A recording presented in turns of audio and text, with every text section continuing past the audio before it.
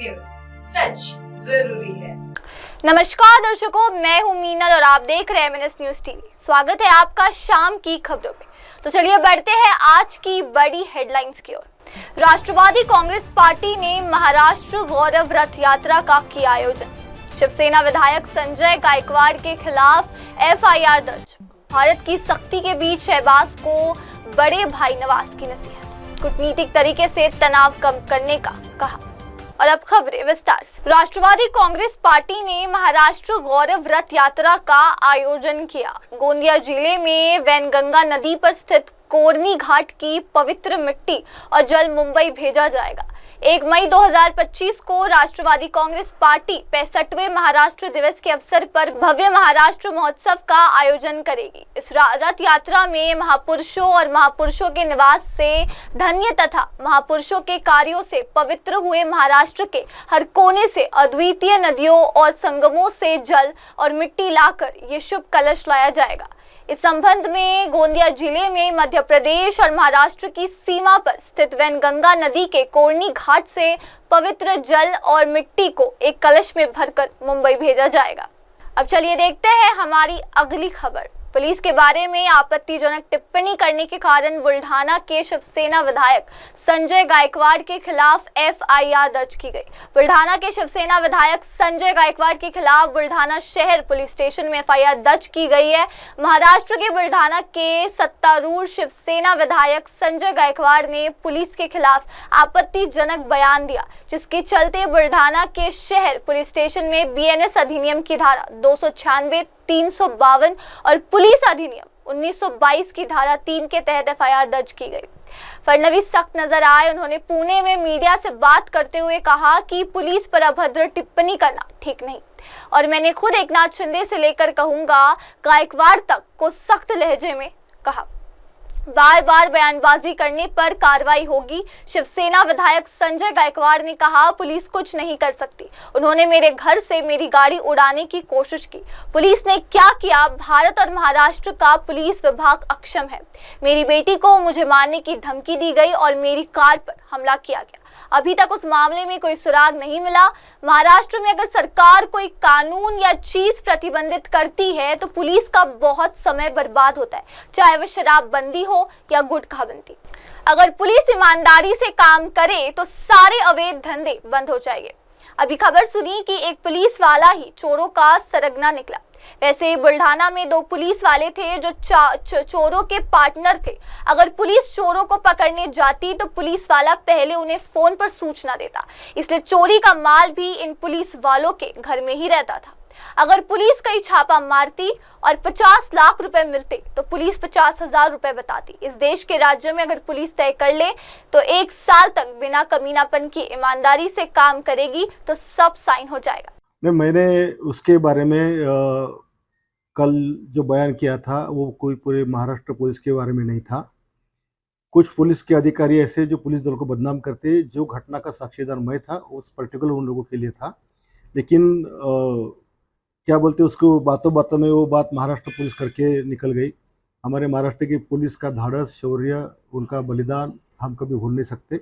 और मेरे उस स्टेटमेंट से अगर उन लोगों को दुख पहुंचता हो तो मैंने क्षमा याचना इससे पहले भी की है। और देवेंद्र जी ने भी कल इसके बारे में थोड़ा दुख जताया था कि ये सारी गंभीर चीज़ें हैं। एकनाथ जी ने भी मुझे फ़ोन किया था कि ज़रा संभल के सब चीज़ें करो, तो इसलिए मैंने मेरे शब्द वापस ले लिए। मेरा स्टेटमेंट जो था वो महाराष्ट्र पुलिस के लिए नहीं था, बाकी स्थानिक जो लोगों के बारे में बोला था उनके लिए था। इसके बारे में आपने निश्चय कर लिया है क्या कि पुलिस की प्रतिमा आप जो बयानों से मलिन होती है वो नहीं होगी? नहीं, ये तो उन पुलिस डिपार्टमेंट ने खुद नहीं करना चाहिए।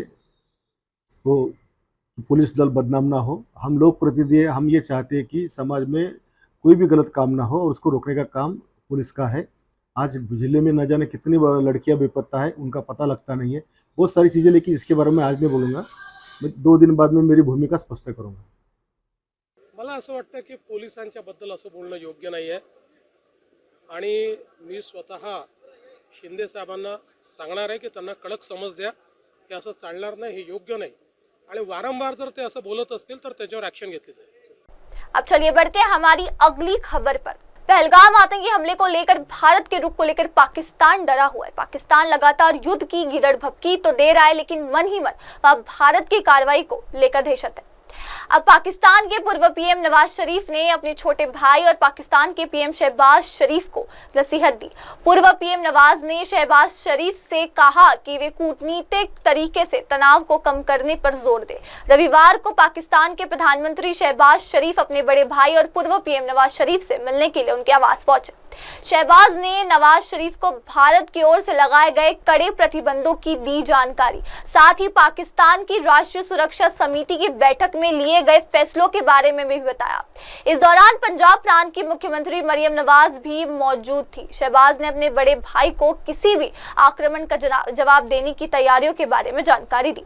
शहबाज ने कहा कि पहलगाम क्षेत्र में अस्थिरता पैदा करने के लिए आतंकी हमला भारतीयों ने किया है। वहीं सिंधु जल संधि को निलंबित करने के भारत के एक तरफा फैसले ने क्षेत्र में युद्ध खतरे को बढ़ा दिया। पाकिस्तान शांति के लिए प्रतिबद्ध है और लेकिन देश की सुरक्षा से कोई समझौता नहीं किया जा सकता। इस पर नवाज शरीफ ने कहा कि सरकार शांति बहाल करने की सभी उपलब्ध राजनयिक संसाधनों का इस्तेमाल करेगी। कूटनीतिक तरीके से तनाव कम करने पर जोर दिया जाएगा। अब चलिए देखते हैं हमारी अगली खबर। कनाडा में आम चुनाव के लिए आज मतदान हो रहा है। इस चुनाव में मुख्य लड़ाई लिबरल पार्टी के नेता और प्रधानमंत्री मार्क कार्नी और कंजर्वेटिव पार्टी के नेता पियरे पॉइलिवरे के बीच है। लेकिन कनाडा चुनाव में डोनाल्ड ट्रंप फिलहाल सबसे बड़ा मुद्दा है। दरअसल ट्रंप ने जिस तरह से कनाडा पर भारी भरकम टैरिफ लगाए हैं और कनाडा को अमेरिका का 51वां राज्य बनाने की बात कही, तब से ही कनाडा में ट्रंप के खिलाफ गुस्सा है। इसने कनाडा में राष्ट्रवाद की भावना को भड़का दिया और इसके चलते अन्य मुद्दे पीछे चले गए। कनाडा की सत्ता पर बीते एक दशक से भी ज्यादा समय से लिबरल पार्टी का कब्जा है। महंगाई और घरों की बढ़ती कीमतें और अप्रवासियों की बढ़ती संख्या को लेकर लिबरल पार्टी के खिलाफ लोगों में भारी नाराजगी थी। इस नाराजगी के चलते पूर्व पीएम जस्टिन ट्रूडो को भी पद से इस्तीफा देना पड़ा। ट्रूडो के बाद मार्क कार्नी ने पीएम पद संभाला। हालांकि इसी बीच ट्रंप ने कनाडा के खिलाफ टैरिफ लगा दिए। इससे कनाडा में राष्ट्रवाद की भावना मजबूत हुई और लिबरल पार्टी ने जिस तरह से ट्रंप के खिलाफ स्टैंड लिया, उससे लिबरल पार्टी को फायदा पहुंचा। और आज स्थिति ये है कि लिबरल पार्टी फिर से कनाडा की सत्ता पर काबिज होने के करीब पहुंच गई। अब चलिए डालते हैं नजर हमारी अगली खबर पर।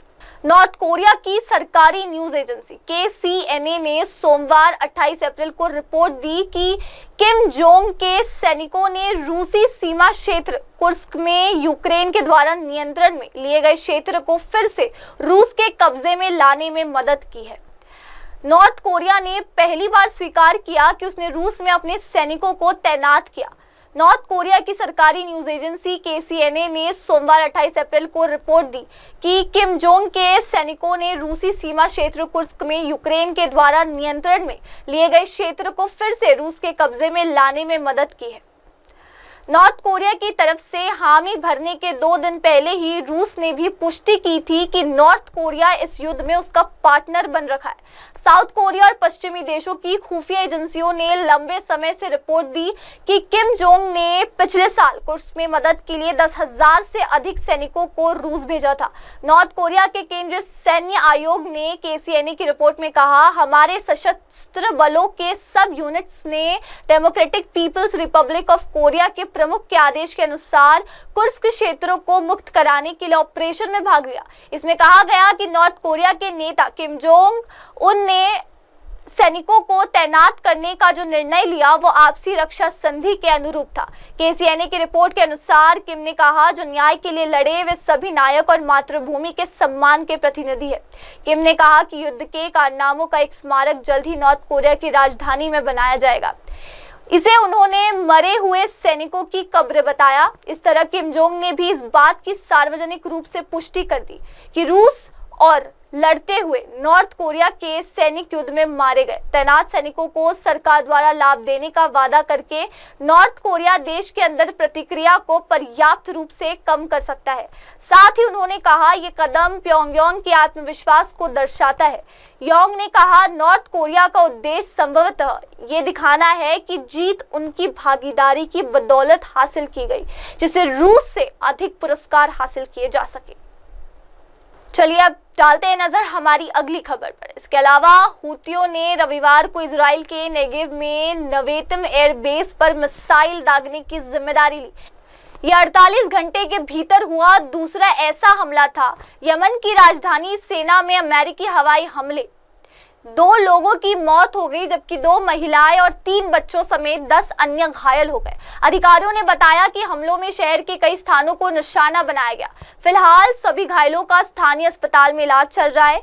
हुती के नियंत्रण वाले अल मसीरा टीवी के मुताबिक अमेरिका ने मालवाहक पोत गैलेक्सी लीडर पर भी हवाई हमले किए, जिससे हुतियों ने नवंबर 2023 में कब्जाया था। इसके अलावा हुतियों ने रविवार को इजराइल के नेगेव में नवेतिम एयरबेस पर मिसाइल दागने की जिम्मेदारी ली। 48 घंटों के भीतर हुआ दूसरा ऐसा हमला था। इजरायली सेना ने कहा कि उसने आरावा क्षेत्र और डेड सी के पास वार्निंग सायरन बजने के बाद मिसाइल को रोक दिया था। इजराइल की मैगन डेविड एडोम रेस्क्यू सर्विस के अनुसार हमले में किसी के हताहत होने की सूचना नहीं मिली। अल मसीरा टीवी के मुताबिक हुती सैन्य प्रवक्ता याद्या सरिया ने कहा कि आतंकी समूह ने गाजा में चल रहे युद्ध में फिलिस्तीनियों को समर्थन का संदेश देते हुए बेस की निशाना बनाने के लिए हाइपरसोनिक बैलिस्टिक मिसाइल का इस्तेमाल किया। सरिया ने कहा फिलिस्तीनी लोगों के समर्थन में हमारा सैन्य अभियान तब तक जारी रहेगा जब तक गाजा पर आक्रमण समाप्त नहीं हो जाता और नाकाबंदी नहीं हट जाती। दर्शकों, अब देखते हैं हमारी अगली खबर। रक्षा मंत्री राजनाथ सिंह ने आज सुबह सबसे पहले आर्मी चीफ से मुलाकात की और लंबी बातचीत की। उसके बाद रक्षा मंत्री राजनाथ सिंह लोक कल्याण मार्ग स्थित प्रधानमंत्री आवास पहुंचे और वहां पीएम नरेंद्र मोदी से मुलाकात की। राजनाथ सिंह ने पीएम को ताजा हालात के बारे में अपडेट दिया। आज 3 बजे रक्षा संबंधी संसदीय स्थायी समिति की भी बैठक हुई। रक्षा मंत्री राजनाथ सिंह प्रधानमंत्री नरेंद्र मोदी से उनके आधिकारिक आवास 7 लोक कल्याण मार्ग पर मुलाकात करने पहुंचे। रक्षा मंत्री ने पीएम मोदी से लंबी बातचीत की। पीएम मोदी के आवास पर 40 मिनट तक चली बैठक में राष्ट्रीय सुरक्षा सलाहकार अजीत डोभाल भी शामिल थे। इस बीच खबर आ रही थी कि रक्षा संबंधी संसदीय स्थायी समिति की भी आज दोपहर 3 बजे बैठक हुई। ये बैठक ऐसे समय में हुई जब एक दिन पहले chief of defence staff Anil Chauhan ने रक्षा मंत्री को जम्मू कश्मीर के पहलगाम में हुए घातक आतंकवादी हमले के पाकिस्तान का मुकाबला करने के लिए गए प्रमुख निर्णयों के बारे में जानकारी दी थी। इस मुलाकातों से अटकलें तेज हो गई है कि भारत जल्द ही पाकिस्तान के खिलाफ निर्णायक कदम उठा सकता है। अब दर्शकों, फिलहाल वक्त हो गया एक ब्रेक का। ब्रेक के बाद लौटेंगे और जानेंगे दुनिया भर की तमाम खबरें। आप बने रहे हमारे साथ MNS न्यूज टीवी। नमस्कार। आप देख रहे हैं MNS